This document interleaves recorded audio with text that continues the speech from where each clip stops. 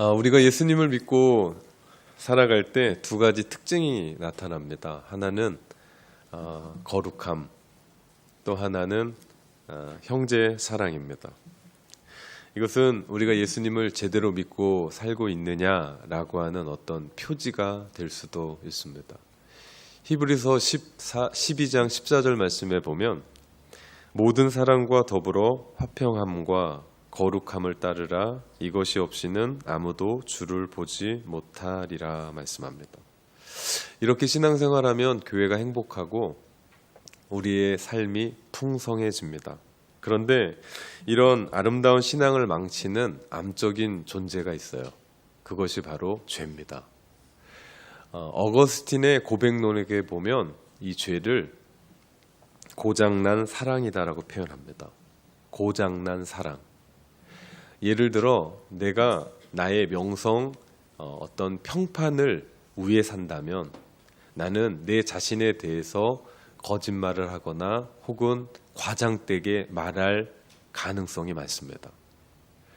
또 하나, 내가 가족보다는 돈을 더 우선하고 살면 우리는 분명히 가족과 자녀들을 돌보기보다는 일하는데 아니면 나의 어떤 진급 아니면 확장 그런 것에만 애를 쓸 겁니다.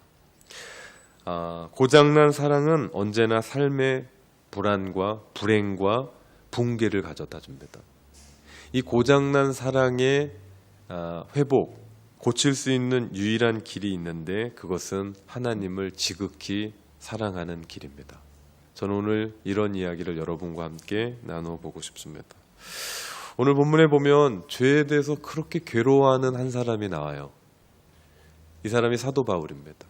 우리가 로마서를 보면서 이렇게까지 고백할 때가 없었어요. 아니, 바울 서신을 읽다 보면 바울이 이렇게까지 처절하게 고민하고 고통스러운 한 것을 본 적이 없습니다. 24절 말씀에 보니까 오라 나는 공고한 자로다. 이 사망의 몸에서 누가 나를 건져내랴. 처절하게 절규합니다. 바울에게 무슨 일이 있는 걸까요? 다른 어느 성경에도 볼 수 없는 바울의 처절한 그 모습을 우리는 읽게 됩니다. 그가 이렇게 고통스러워하는 이유는 15절에서 볼 수 있습니다. 내가 행하는 것을 내가 알지 못하느니라. 내가 지금 왜 이렇게 하는지, 이거 뭐지? 내가 왜 이런 일들을 하지? 내가 왜 이렇게 살고 있지? 15절 계속 보면 내가 원하는 것을 행하지 아니하고 도리어 미워하는 것을 행함이라. 19절 말씀해 보니까 내가 원하는 바 선을 행하지 아니하고 도리어 원하지 아니하는 바 악을 행하는 도다 말씀합니다. 바울이 신앙생활하면서 자꾸 죄를 짓고 있는 나의 모습을 보는 거예요. 내가 예수 그리스도를 만나고 내가 중생의 체험을 했고 내가 주님을 위해 살아간다라고 얘기하는데 내 마음 가운데 죄가 있는 거예요. 그래서 괴로워하고 있는 겁니다. 그냥 제가 읽는 것처럼 오라 나는 곤고한 자로다 이렇게 아니에요. 아주 처절한 제가 아직 회복이 안 돼서요. 희노애락을 표현을 못해요.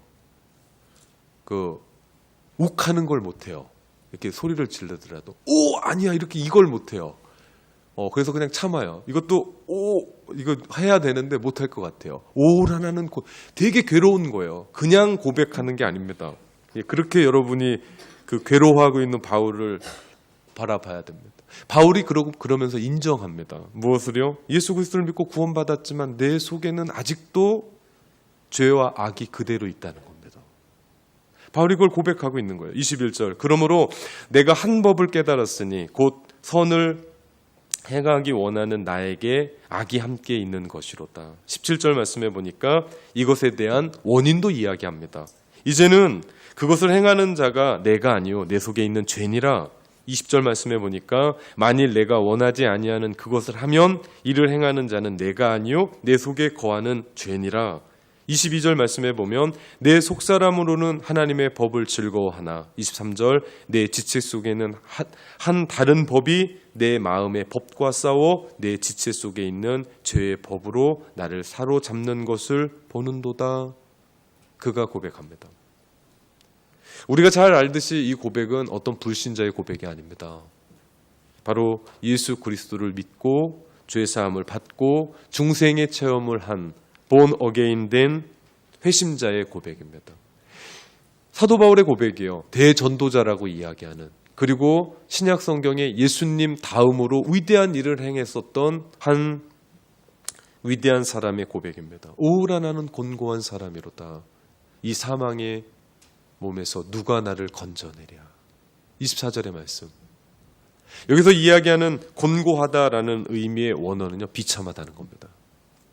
그냥 나 곤고해 이게 아니라 비참한 겁니다. 정말 진흙 같은 그런 곳에 내가 처박혀 있어서 내가 더 이상 일어날 수 없는, 난 비참한 지경입니다. 원하는 바를 할 수 없는 겁니다. 그리고 또 나는 원치 않는 바를 행하는 나의 모습을 보는 거예요. 왜 그러지?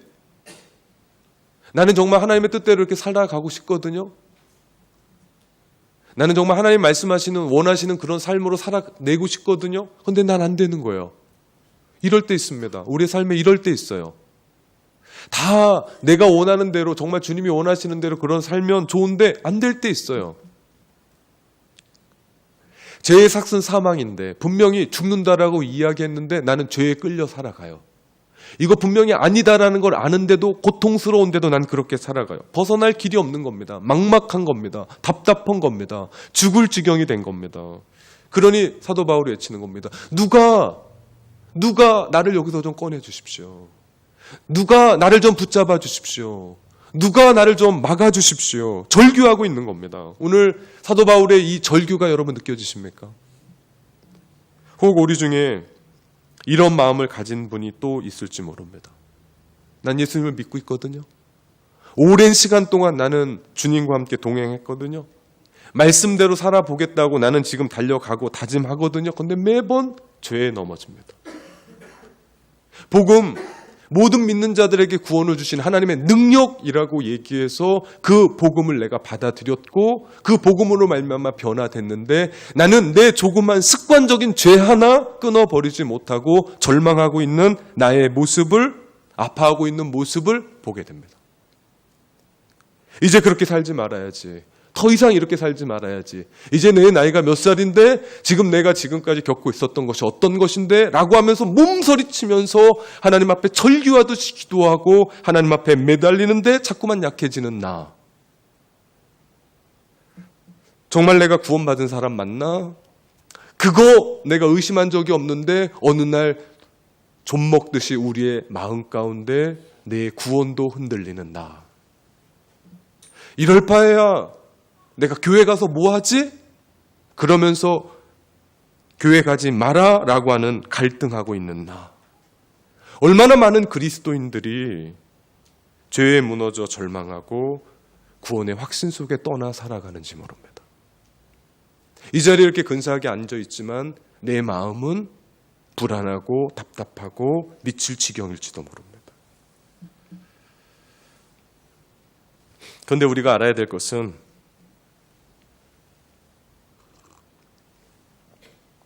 오늘 바울의 탄식이 우리를 절망케 하려고 하는 게 아니에요. 너 또 죄를 졌어? 우리를 정죄하려고 하는 게 아닙니다. 오늘 이 말씀에서 바울이 우리 가운데 주는 충고와 또 하나는 위로가 이 안에 들어 있습니다. 두 가지 충고가 있는데요. 하나는 죄를 더 이상 짓지 않을 정도로 성숙한 그리스도인은 없다라는 얘기입니다. 죄를 더 이상 짓지 않을 정도로 성숙한 그리스도인은 없다. 나 자신을 죄 너머에 있다고 인식하고 이제 나는 죄랑은 상관없어 살아가는 사람, 혹 나는 상당히 아니면 퍽 괜찮은 사람이야 라고 생각하는 사람이라면 그는 자기 자신을 속이고 있는 겁니다. 더 성숙하고 더 영적으로 분별하고 분별력 있게 나 자신을 바라보고 더 거룩하게, 더 정결하게, 더 성숙하게 우리가 하나님 앞에 나아가면 반드시 보게 되는 게 있는데 내가 부족한 사람이고 내가 불결한 사람이고 내가 부끄러운 사람이고 내 안에 있는 죄들이 더 발견된다는 사실이에요. 왜냐하면 빛 가운데 들어가면 모든 게 다 보여요. 그냥 형광등 밑에서는 보이지 않았던 것이 아주 세밀한 빛을 비추면 더 잘 보이는 것처럼 내가 그리스도 예수 앞에 더 가까이 가면 그 찬란한 광채가 우리에게 비춰주는데 내가 누군지를 정확하게 볼 수 있게 된다는 거죠. 그러면서 우리는 어떻게 합니까? 더 겸손하게 되죠. 이건 거짓 겸손이 아니에요. 더 겸손하게. 그래서 그렇게 인식하면 인식할수록 내가 더 경건하지 못합니다, 하나님. 그러면서 주님 앞에 더 따라가죠. 내가 주님 앞에 더 가까이 나갔더니 내가 그렇게 부족한 사람입니다. 몸부림치면서 하나님 앞에 아파하고 눈물 흘리고 그렇게 하나님 앞에 나아갑니다. 그렇기 때문에 성숙하면 성숙할수록 사람이 어떻게 된다고요? 더 겸손해집니다. 주님 앞에 더 가까이 가면 갈수록 그 사람은 더 겸손해져요. 겸손한 사람과 만나는 건요, 행복한 겁니다. 겸손해지면요, 내가 교만했다가도요, 내 교만을 내리고 그 겸손한 사람에게 내가 고개를 숙이죠. 주님 앞에 더 가까이 나간 사람의 표지죠. 또 하나의 충고는요, 어느 누구도 죄와 싸우지 않을 만큼 성숙한 사람은 없다라고 얘기하는 겁니다. 모두가 싸우고 있는 거예요. 이 앞에 설교하는 사람 대단해서 이 앞에서 설교하는 게 아니라 싸우고 있는 겁니다. 날마다 싸우는 겁니다. 처절하게 싸움. 우리 모두는 죄와 싸우는 겁니다. 그래서 이 이야기를 영적 전쟁이라고 얘기하죠. 날마다 우린 싸워요. 사단은 우리에게 틈으로 공격합니다. 내가 기도할 틈을 놓쳤을 때, 내가 누군가의 관계가 틀어졌을 때, 내가 그 사람과 함께 움직이지 못했던 그 틈, 그래서 부부 사이에서도 각방 쓸 때는 기도할 때뿐이라고 얘기합니다. 그 틈을 타요. 사단은 그 틈을 타서 역사합니다. 우리 누구도요, 죄와 싸우지 않을 만큼 성숙한 사람은 없는 겁니다. 우리 모두는 싸우고 있는 겁니다. 우리가 이것에 대해서 눈을 떠야 됩니다. 모르고 당하면 안 됩니다. 알아야 됩니다. 내가 왜 그런지, 내가 왜 이렇게 지금 하고 있는지 그 원인을 발견해야 됩니다. 그리고 우리가 이 사실을 인정해야죠. 우리는 예수 그리스도 믿을 때부터 영적인 전쟁이 우리 삶 가운데 들어온 겁니다. 그리고 나는 그것을 분별할 줄 알아야 됩니다. 이게 왜 그러지? 우리 삶 가운데 어떤 일이 있는 거지? 그리고 내가 어떻게 설하고 주님께서 우리 가운데 말씀하시는 거지? 우리는 바라봐야 됩니다. 한편으로는 이 말씀이 우리 가운데 큰 위로를 줘요. 아니, 이 절규가 우리 가운데 무슨 위로를 준단 말인가 생각할 수 모르는데, 많은 그리스도인들이 죄와 힘겹게 싸우면서 내가 끔찍히 악한 사람이고, 내가 이런데도 예수님 믿어도 되는 건가? 내가 정말 이렇게 해도 교회 다녀도 맞는 건가? 이럴 바에는 나는 주님 영광 가리지 않게 교회 다니지 말고 이렇게 살아가야 되는 게 아닌가? 매우 악하거나 미성숙한 사람이라고 자책합니다. 하지만 오늘 로마서 7장에 죄의 유혹을 받고 죄와 싸우는 것, 더욱이 죄에게 패배하는 것조차 그 사람이 누구라고요? 성장하고 있는 그리스도인을 보여주는 거라고요. 중요한 얘기입니다. 우리는 그것에 대해서 실패하고 그것에 대해서 넘어지면 나는 주님이 버렸다고 생각했어요. 나는 그거와는 전혀 상관없다고 생각했어요. 그런데요, 처절하게 싸우고 죄에게 넘어지고 있고 아파하고 있고 슬퍼하고 있고 패배하고 있는 나, 그건 누구라고요? 성장하고 있는 그리스도인을 보여준다는 겁니다. 흥분하면 안 되는데 자꾸 흥분을 하네요. 우리가요, 자녀를 키우면서 늘 고민이 있습니다. 왜 이렇게 화를 내지? 이 앞에 있는 사람은 화 한 번 안 내고 자녀 키울 것 같죠? 우리 저기 있는 없네? 물어보십시오. 네. 화내지 않고 나이스하게 주의 경건과 교양으로 아이들 키우고 싶습니다. 근데 안 돼요. 한 배에서 나왔는데 왜 이렇게 다를까요? 그 답답한 나머지 소리 지르게 되고 본의 아니게 화를 내게 되죠. 그러면서 절망합니다. 낙심합니다. 그렇게 사랑하는데 왜 화를 낼까? 반복되면서 죄책감마저 들죠. 이 이야기들은 우리 아이들을 키우는 젊은 사람들에게 참 많이 듣는 상담 중에 하나입니다. 저 위로해줘요. 나도 그렇다고. 이런 마음 아이들이 알까? 모르죠. 그거 알면 애들이 그렇게 말 안 듣겠어요? 모릅니다. 그리고 가만 생각해 보니까 왜 화내놨더니 그 아이를 통해서 내가 저러지 말아야지 하는 걸 보니까 화가 나는 거예요. 왜 이렇게 나랑 똑같지? 막 이러니까. 좋습니다. 그것 때문에 내가 마음도 아프고 속상하고 난 정말 잘하고 싶은데 왜 이렇게 환경이 안 도와주고 저놈이 안 도와줄까라고 생각합니다. 근데 중요한 한 가지 사실은요. 다른 건 몰라도 내가 그 자식 사랑해서 그렇게 하는 건 변함이 없다는 겁니다. 그리고 그렇게 고민하고 아파하고 힘들어하는 나는 예전보다는 좀 더 괜찮은 부모로 성장하고 있다는 사실입니다. 물론 그렇다고 막 화내며 자식 키우라는 말도 아닙니다. 여러분이 지금 화내고 있는 것 제가 면죄부를 주는 것도 아닙니다. 그러나 그럼에도 불구하고 잘하고 있다고요. 잘하고 있다고요. 좀 위로하고 싶은 겁니다. 잘하고 있다고요. 이것이 오늘 사도 바울의 이야기입니다. 영적인 이야기예요. 신앙생활에 대한 이 부분입니다. 사실 바울의 이 절규는 불신자에게는 없는 거예요. 영혼이 살아있지 않는 사람이 영의 탄식을 할 수 있겠습니까? 못합니다. 할 수가 없습니다. 오직 영이 살아있는 사람만이 절망감을 가지고 울부짖고 하나님 앞에 나가는 겁니다. 우리가 예수 믿으면 우리 안에 성령님 계세요. 그 성령님은 우리가 말씀대로 살지 않으면 탄식하세요. 에베소서 4장 30절 말씀해 보니까 하나님의 성령을 근심하게 하지 말라.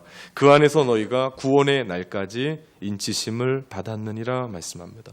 우리가 성령으로 인치심을 받았기 때문에 그분이 우리 안에 계시기 때문에 우리가 그런 겁니다. 우리가 그런 겁니다. 그리스도인인데 말씀 읽지 않고 그리스도인인데 기도하지 않고 주일날 예배 지키지 않고 딴 데 놀러 가고 하나님의 것인데 온전한 11조 드리지 않으면 우리가 마음이 불편합니다. 그런 이유가 여기 있는 거예요. 다른 게 아닙니다. 성령님이 계속해서 우리 가운데 말씀하시거든요. 세상 사람들은 말씀 읽지 않고 기도하지 않는다고 불편해하지 않아요. 저는 이런 이야기를 들어본 적이 없습니다. 세상 사람들은 전도하지 않는다고 오늘 교회 이 자리에 오지 않는다고 불편해하지 않아요. 그냥 아름답게 삽니다. 오직 성령님을 모시고 살아가는 자만이 가질 수 있는 근심이죠. 절망이죠. 아픔이죠. 만약 죄를 지었는데도 당당하게 살아간다. 내 마음에 아무런 꺼리낌이 없다. 마음이 냉랭하다. 오늘 이 말씀을 듣는데 왜 그 말씀이 내 안에 들리지 않을까? 예전에는 한 말씀 들을 때마다 아멘으로 내 마음 가운데 속으로 외쳤고 찬송가 하나 부를 때마다 내 마음 가운데 눈물이 났었는데 왜 내가 찬송을 부르고 그 옛날 그렇게 불렀던 찬양을 부르는데도 내 마음이 이렇게 아무렇지도 않을까? 이게 더 큰 문제죠. 근데 내가 죄를 짓고 있다는 걸 깨닫고 돌이켜야 된다라고 내 마음 가운데 발버둥 치면서 괴로워하고 남이 뭐라고 해서가 아니라 나 그러지 말아야 되는데 주님이 나를 얼마나 사랑하셔서 십자가에 못 박혀 돌아가셨는데 그거 알면서 내가 이러지 말아야 되는데 내 마음 가운데 그렇게 움직여가고 예배를 드리는데 예전 같지 않을 겁니다. 내 마음이 냉랭해요. 내가 다 아는 것 같아요. 내 마음이 왜 가슴을 치지 않고 내가 왜 그 말씀에 은혜 받지 못하고 왜 찬양하는데 내 마음 가운데 창조주 하나님을 부르는데 내 마음 가운데 아무런 이야기가 오지 않을까라고 하는 그 심정을 토로하는 그 마음 살아있다는 거죠. 왜 저 말이 들리지 않을까? 왜 저 말씀이 저게 은혜가 되지 않을까? 고민하고 아파하고 나 자신을 되돌아보는 것 희망이 있다는 거죠. 말씀대로 살아가고 싶은데 되지 않는 겁니다. 하지 말라는 건 하고 있고 하라는 건 하지 못하고 있는 그것 때문에 아파하고 힘들어하고 눈물 흘리고 있고 좌절하고 있다면 희망이 있는 거죠. 그게 희망입니다. 오늘 바울이 말하고 싶은 건 이런 겁니다. 여러분 어떻습니까? 여러분 어떤 사람입니까? 오늘 우리의 삶을 주목해 봅시다. 오늘 바울이 얘기하는 건 너 또 죄 졌냐? 이런 얘기가 아닙니다. 그것 때문에 정말 애통해합니까? 그것 때문에 내가 슬퍼합니까? 그것 때문에 내 가슴이 두근두근 거리고 들켜서 내가 후회할 것 같아서가 아니라 하나님 앞에서 내가 누구냐라는 것 때문에 내가 목말라하고 말씀에 반응하지 못하는 나 때문에 가슴처하고 마음이 아픕니까? 메말라버린 심령 때문에 내가 힘듭니까? 그래야 됩니다. 만약에 그러지 않는다면 내가 영적으로 심각한 병이 걸린 겁니다. 영적인 매너리즘에 빠진 겁니다. 잘못된 사랑, 그 사랑이 고장난 거죠. 이 사랑이 고장나니까 우상 숭배하는 겁니다. 죄는 우상 숭배입니다. 왜냐하면 하나님 외에 내가 사랑하고 있는 것 우상 숭배이기 때문에. 그래서 내가 고장난 사랑을 하는 거예요. 내가 하나님 섬긴다라고 이야기하면서 하나님은 어디 갔나 없고 나는 또 다른 것을 사랑하고 달려가는 겁니다. 나의 명예, 나의 힘, 나의 자식, 나의 집, 나의 가족. 여러분 정말 무엇을 사랑하십니까? 정말 여러분 누구를 그렇게 사랑하십니까? 혹시 우리가 고장난 사랑 속에서 내가 고쳐져야 될 부분들은 없지 않은지. 계속해서 로마서의 말씀을 들으면서 우리를 흔들어 깨울 때 그 말씀에 집중하십시오. 계속해서 우리 가운데 반복해서 주를 주실 때 그 말씀을 통해서 회개하시고 새롭게 시작하십시오. 그럴 때 아무도 흔들 수 없는 구원의 기쁨을 누리게 될 줄 믿습니다. 그래야만 우리는 후반전에 구원받은 사람이 어떻게 살아갈지를 얘기할 겁니다. 제가.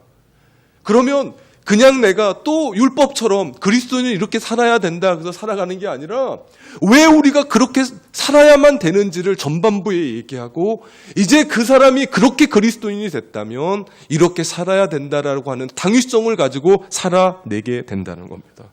오늘 그렇게 탄식하는 사도 바울에게 반전이 일어나요. 25절의 말씀, 우리 주 예수 그리스도로 말미암아 하나님께 감사하리로다. 이상한 얘기입니다. 바로 앞에서까지는 난 죽겠습니다. 이러다간 미치겠습니다. 1억은 못 삽니다. 비참해 죽겠다라고 말했던 그가 갑자기 변한 거예요. 갑자기 하나님께 감사하고 있습니다. 그것은 바울이 깨달았습니다. 내가 예수를 믿어도 내 힘으로는 절대 죄를 이기지 못한다는 것을 인정한 겁니다. 예전에 이길 수 있었어요. 내 힘으로, 내가 가지고 있는 지식으로, 내가 지금 하고 있는 열심으로 내가 그 죄를 이길 수 있는 줄 알았습니다. 내가 예수 믿고 집사가 되고 목사가 되고 목사 할아버지가 되고 성경을 달달 꿰고 있어도 내가 그 어떤 법 없이도 살아갈 수 있는 성품을 갖고 있어도 내 위대한 결심이 우리 마음 가운데 있어도 우리의 힘으로는 죄를 이길 수 없다라는 사실입니다. 바울은 이걸 인정합니다. 하지만 나는 못하고 나는 실패하고 그래서 울고 있지만 우리를 죄에서 건지시는 분 예수 그리스도. 오직 예수 그리스도. 난 그분 때문에 산다. 난 그분 때문에 산다. 오늘 사도 바울의 고백이 이게 핵심입니다.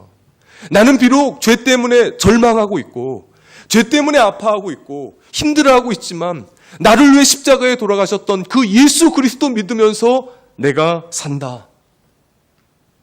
내가 아닙니다. 나의 능력도 아닙니다. 내가 가지고 있는 그 뭔가도 아닙니다. 오직 예수 그리스도. 그분이 우리 안에 살아계실 때만. 아니, 그냥 살지 못합니다. 내가 예수로 함께 죽고 예수와 함께 살 때만이 우리는 그 죄에서 승리하게 될 줄 믿습니다. 다른 방법은 없습니다. 오직 예수 그리스도. 그분이 우리를 죄에서 구원해 주셨습니다. 하늘 보좌를 버리시고 나를 위해 이 땅에 오셨고 우리를 건져내셨고 우리를 구원하시며 우리를 지키시는 분. 그래서 바울은 오늘 그 하나님께 감사하고 있는 겁니다. 우리가 오직 그분을 사랑할 때 지극히 그분을 사랑하기로 우리 마음 가운데 작정하고 그렇게 나아갈 때 우리는 잘못된 고장난 사랑으로부터 회복되어지고 고쳐지게 되는 겁니다. 인류 역사 이래로 마귀는 육신으로 죄를 지켜하며 사람을 조종했어요. 지금까지 이끌어온 패턴이었어요. 그렇기 때문에 죄는 만만하지 않습니다. 만만히 보아서도 안 되는 겁니다. 우리 안에 있는 죄성은 마귀가 온 인류를 사로잡고 지금까지 역사하고 지금까지 이끌어왔었던 통치했었던 그 죄성이죠. 이것을 무엇으로 이깁니까? 어떤 것으로 이기겠습니까? 그래서 하나님은 우리에게 놀라운 복음을 주신 겁니다. 나는 죽고 예수로 사는 복음. 그렇기 때문에 내가 죽지 않으면 예수로 살 수 없습니다. 예수로 살 수 없으면 우리 안에 복음이 없기 때문에 진짜 죽은 겁니다. 그러면 우리는 늘 반복되고 실수하고 원망하고 불평 속에 삽니다. 우리의 삶 속에 예수가 없는 특징이 있어요. 그것은 우리는 날마다 감사가 아닌 투덜거림으로 삽니다. 예수가 없는 특징이 하나 있어요. 환경은 날마다 동일했어요. 높고 낮음만 있었을 뿐이에요. 예수가 우리 마음 가운데 있으면 그 사람은 날마다 감사합니다. 그러나 예수가 내 마음 가운데 없으면 나는 날마다 투덜거립니다. 불평합니다. 내 몸이 왜 이러지? 내 감정이 왜 이러지? 우리 집은 왜 이러지? 내가 가지고 있는 건 왜 이러지? 내 삶은 왜 이러지? 내 건강은 왜 이러지? 아니요. 예수가 내 마음에 있으면 나는 죽고 예수로 살기 때문에 우리의 삶은 감사가 넘쳐날 줄 믿습니다. 나의 옛 자아, 나의 옛 본성 십자가에 죽고 예수의 생명으로 사는 놀라운 복음. 우리의 힘으로는 죄를 이길 수 없지만 우리 안에 주님이 생명 되셔서 예수님이 죄를 이기게 해주시는 그 복음이 우리 안에 있을 때 우리는 승리할 수 있는 겁니다. 그럴 때 오늘 사도 바울이 고백했던 25절의 말씀, 우리 주 예수 그리스도로 말미암아 하나님께 감사하리로다, 이 고백이 넘쳐날 줄 믿습니다. 죄에 대해 절망하신 분이 있습니까? 예수님께로 오십시오. 이제 여러분의 결심, 노력, 결단, 그것으로 죄와 싸우려 하지 말고 오직 주님만 바라보십시오. 이 삶이 예수로 사는 삶입니다. 예수를 위해 삶입니다. 바울은 자신의 노력이 실패한 걸 알았습니다. 그래서 25절 마지막에 보니까 그런즉 내 자신이 마음으로는 하나님의 법을, 육신으로는 죄의 법을 섬기노라 고백하고 있습니다. 따라서 어떤 의미에서는 오늘 24절, 25절 이 말씀은 지금까지 로마서에 있는 말씀을 우리가 들어오면서 우리가 들었었던 그 말씀들을 이야기하고 앞으로 무슨 말씀을 또 이끌어 나갈지에 대한 이야기를 해주고 있는 겁니다. 우리는 구원을 이루는데 나 자신이나 나 자신의 순종이나 내가 행하는 그 모든 것들은 아무런 희망이 없음을 보아왔습니다. 아니, 희망이 뭡니까? 내가 지금까지 해왔었던 내 존재 그리고 나의 행위는 모두가 다 심판받을 것뿐이 없습니다. 그렇기 때문에 바울은 로마서 1장에서부터 4장까지 뭐라고 얘기했습니까? 십자가에 죽으신 하나님의 아들을 바라볼 수밖에 없다라고 얘기한 겁니다. 그래서 우리는 계속해서 뭘 바라봤습니까? 십자가에서 죽으신 예수 그리스도를 계속해서 바라봤습니다.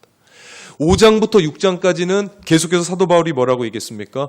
우리의 소망을 그의 의에 둘 수밖에 없다. 그래서 우리는 5장과 6장을 이야기하면서 그렇게 집중하면서 얘기했던 것이 하나님의 의였습니다. 7장에 들어와서 우리는 어떤 얘기를 했습니까? 바울은 확고하게 못을 박습니다. 지속적인 순종과 참된 변화가 있기 위해서는 나 자신의 노력이 아니라 우리의 인생과 관계들을 새롭게 하실 성령님의 역사를 의존해야 된다. 성령님을 바라봐야 된다라고 얘기했던 겁니다. 우리는 곤고합니다. 곤고하지 않은 사람은 아무도 없습니다. 이 앞에서 설교하는 저 역시 곤고합니다. 하지만 하나님은 곤고하지 않습니다.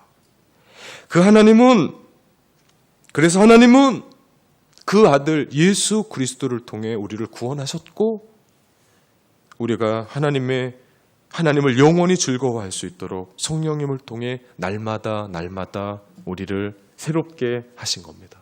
그러기에 사랑하는 성도 여러분, 우리 주 예수 그리스도로 말미암아 하나님께 감사하는 삶을 우리는 살아낼 수 있는 줄 믿습니다.